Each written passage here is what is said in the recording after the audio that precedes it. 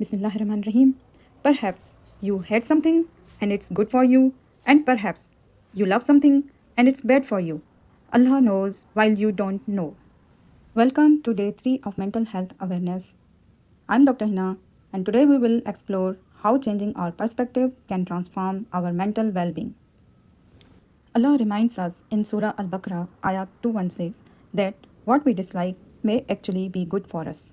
This verse gives us a very important life lesson about trusting Allah's plan.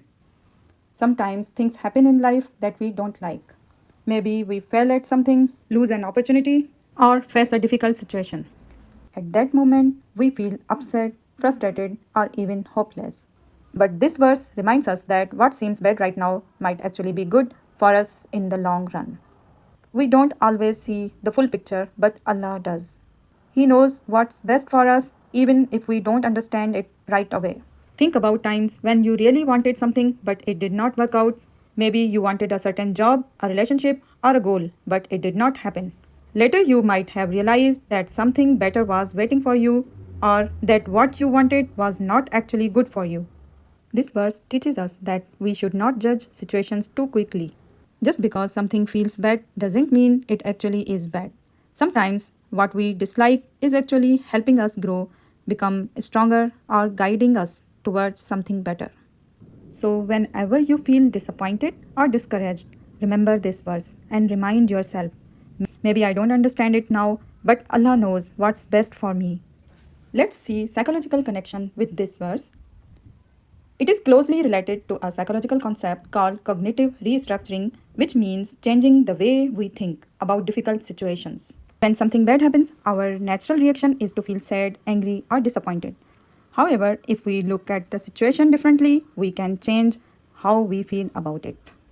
For example, if someone loses a job, they might think, this is terrible, my life is ruined. But if they reframe the situation, they might say, maybe this is an opportunity for something better. Or maybe this job was not right for me and Allah is leading me to something greater. This shift in perspective can help us feel calmer and more hopeful. Many people struggle with overthinking and worrying about the future. They constantly ask themselves, what if something bad happens? This verse teaches us that we don't need to stress too much about things we can't control. Even when things doesn't go as planned, Allah knows what is best for us.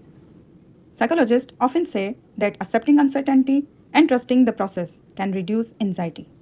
This aligns perfectly with the Quran's message. Rather than fearing what might go wrong, we should trust that even our struggles have a purpose.